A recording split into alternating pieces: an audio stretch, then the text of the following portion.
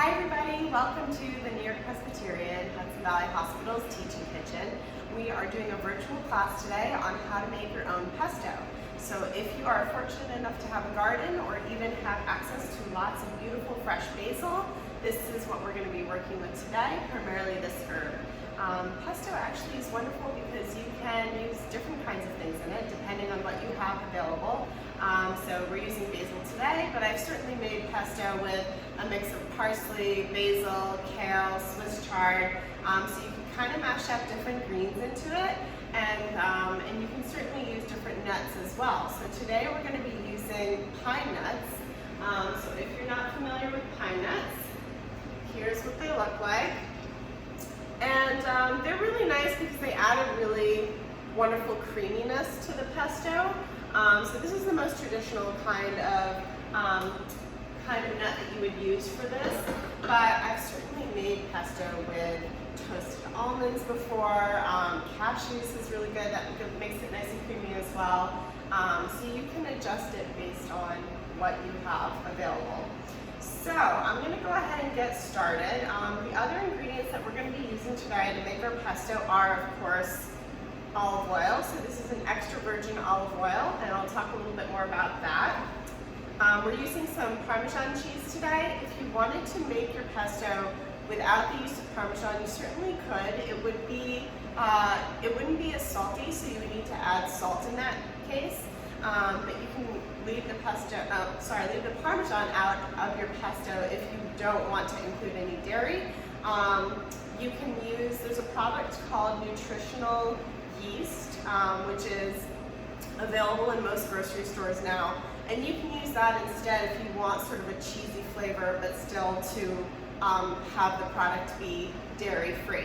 So that's an option certainly, or you can leave it out depending on what you prefer, but we're going with a very traditional pesto today. So we're going to be using some Parmesan and garlic, of course. We're going to throw some garlic in here. So those are the main ingredients that you need for pesto. Very, very simple to put together, and it freezes really well. So when I make pesto, I make it in a big batch. I kind of separate it into Ziploc bags based on how many servings I want. So I think usually about 2 to 3 tablespoons of pesto per person. And I'll scoop that into a Ziploc bag, kind of press the air out of it, and freeze it. And it will last for 3 months, even a little longer, if you want to use it, throughout your cooking. So I'm using a food processor today. The very traditional way of making pesto, of course, is with a mortar and pestle. This is old school Italian pesto making. So you would grind everything painstakingly together with lots of patience and love. And that's certainly one way to do it if you would like to. So I just wanted to present that option if you don't have a food processor. You can also use a blender, or at home sometimes I use a NutriBullet, and just kind of have to grab a spatula and scrape it down and kind of work it into the machine a little bit more. The advantage of the food processor is that it has this nice wide base. So you're going to aerate your pesto a little bit more than you would in a blender, which has a very narrow base, so it'll be a little more compact. So that's the main difference between a food processor and a blender. Of course, either one will work, so please feel free to use whatever you prefer. So I'm going to go ahead and get started, and instead of grating this on a box grater, I'm actually going to just cut it into chunks and let the food processor do all the hard work for us. So I'm going to get rid of this rind here, right? You don't want to use the rind.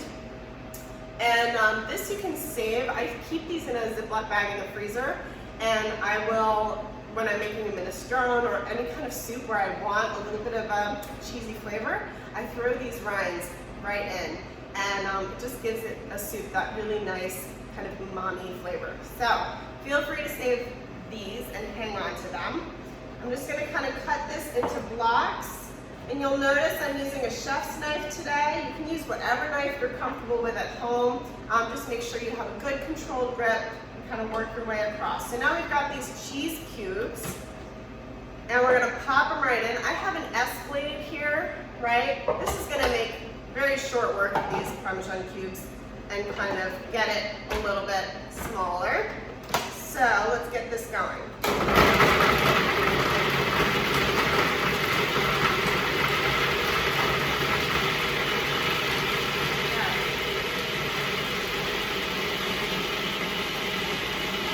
This looks good. So what I'm looking for is I want it to be finely ground enough that it's going to integrate in well with the pesto, but I don't want it to start to kind of stick along the bottom. So just keep your eye on this bottom edge because you don't want it to start to create like a cream. So this is good, we're done. All of those hours spent grating Parmesan cheese, and you could have done it this way all along, right? So I'm just going to separate that out because I want to kind of add it and adjust to taste. And now we're ready for our next step. So I'm just going to peel the skin, pop it right off of this beautiful garlic. And if you don't have fresh garlic, you can use jarred garlic, that's fine too, but the flavor of fresh garlic, of course, there's nothing quite like it. And you know, if you want to give it a little quarter and throw that in. There are also some health benefits to garlic.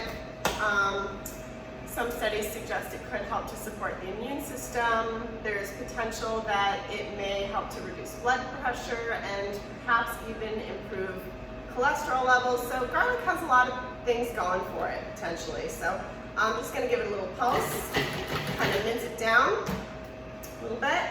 And we're going to throw in our basil next. So I'm just going to pack all of this right in to the food processor.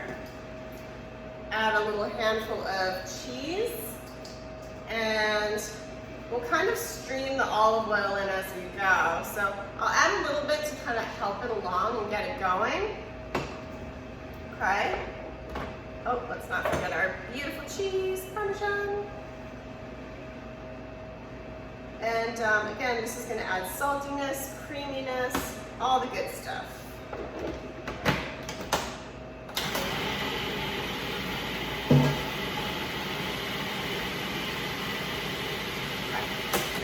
So I'm just going to show you what I'm looking at here. This is still, you know, quite thick. I like my pesto to be a bit creamier, so I'm going to let it keep going, and I'm going to add a little more olive oil as well. I like these food processors because you can pull this out and just kind of stream in the oil as it's going and check for the consistency.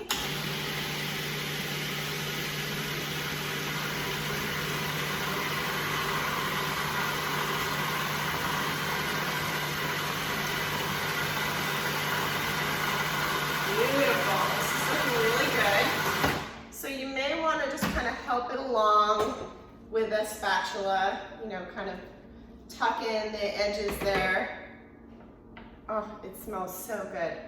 That smell of fresh basil is like just incredible.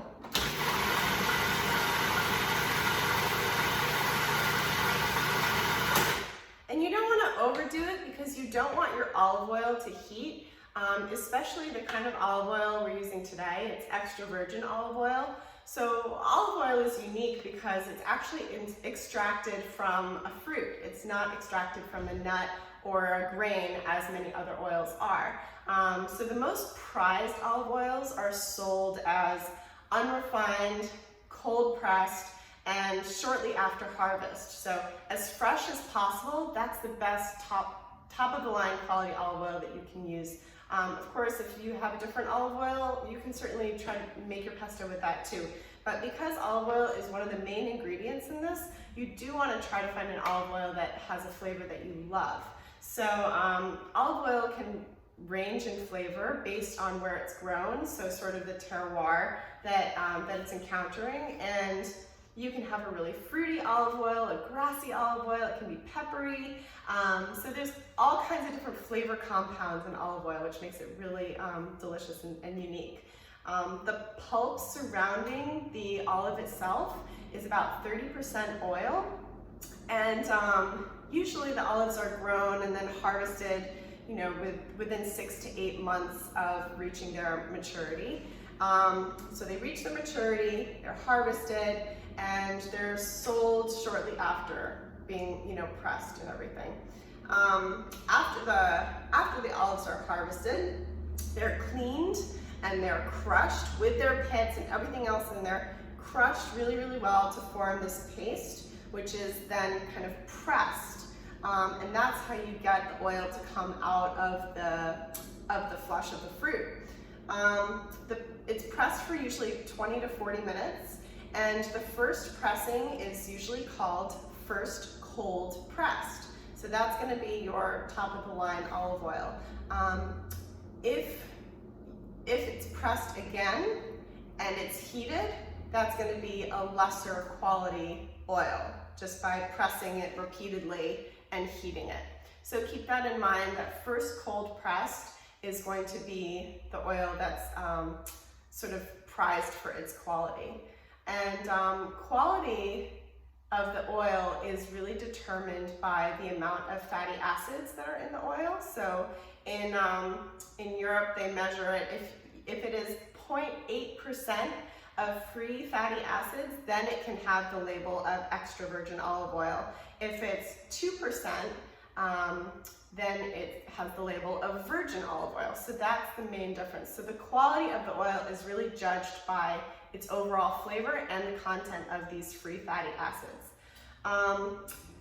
The last thing I wanted to mention about olive oil is that the higher the free fatty acid levels are, usually the more processed the oil is, because it's removing all of the impurities. So more fatty acids means more processed, which means that all of the impurities, which are actually good in the case of olive oil, even though impurities kind of sounds bad, are removed, because it also means that all of the flavor is taken from those oils. So that's just something to keep in mind when you're buying your olive oil. The color, you can see here, it's kind of this greenish gold color. That's from the presence of chlorophyll and carotenoids. That's what gives it this pigment and that kind of grassy smell and flavor that you might get sometimes. So, all right, I think that's everything about olive oil. So this is ready here. Just going to right here. And oh my gosh, it smells so wonderful. There's our beautiful pesto. And today I'm going to serve this pesto on zucchini linguini. So I'm just going to show you quickly how to make that. It's super simple and very, very flavorful, and also very low carb. So if you are not a pasta person, or you're trying to reduce the amount of carbs that you're enjoying, oh, I almost forgot one of the key ingredients, the pine nuts. How could we forget the pine nuts? Let's bring this right back here and throw those in. So really quickly, and pine nuts, again, see, I could make it without the pine nuts. That's the beauty of pesto. You could do it so many different ways. Let's throw in our handful of pine nuts here. So these pine nuts have been toasted in a pan, just dry toasted, nothing else added. There we go, okay. Knew we were missing something, here we go.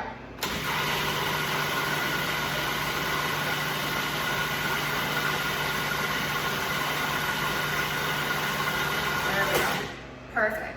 So that's going to lighten up the color too. It was looking a little dark. So again, these have been toasted in a pan over medium heat. No oil or anything added to them. Just keep an eye on your pine nuts because they're very expensive and they can go from, you know, completely untoasted to browned and burnt. So just keep an eye on them. Don't walk away from the stove when you are toasting your pine nuts. And any nut or seed can be toasted this way. Okay, there's that kind of nutty aroma I was missing. All right, so I have here, this is a spiralizer, and it's set with these kinds of little kind of mini triangles here to spiralize this. So I'm just going to cut the top of the zucchini, a little bit of the bottom. This zucchini is kind of an irregular shape. That's because we grew it here in our very own garden. And I'm just going to pop this on here and give it a spin. So this is very user-friendly spiralizer. And you get these kind of fun shapes and noodles. Zucchini Linguini. All right, I think that's enough for our needs right now. So we'll just set that aside.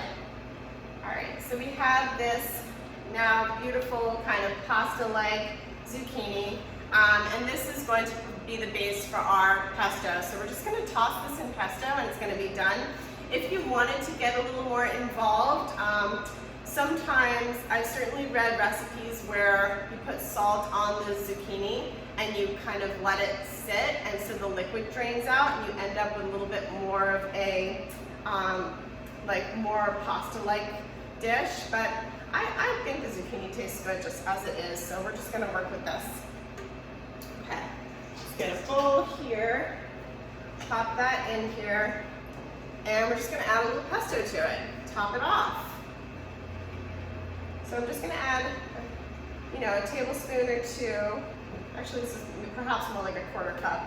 I love pesto. Can't really go wrong with too much pesto. And I'm just going to get some tongs here, kind of toss that all together, just like pasta, right? This is a great summer dish because it's, you know, it's cold, so it's very refreshing, very flavorful, all veggies, and oh my gosh, it smells so wonderful. So a couple things just to finish us off here. You can grab, if you want, some sun-dried tomatoes, give those a little slice just to add some color, you know, add a different dimension to this dish. You could also do Kalamata olives if you wanted to. So I'm just going to do a nice little kind of slice on these. You really cut all the way through the skin to get these smaller pieces. You can also kind of mince it with your hand on top if you want to do it even smaller.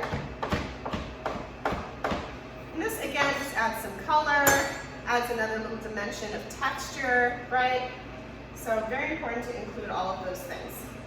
So let's get our plate ready, and we're just going to plate this. So get our, it looks just like pasta. It's really shocking, you know.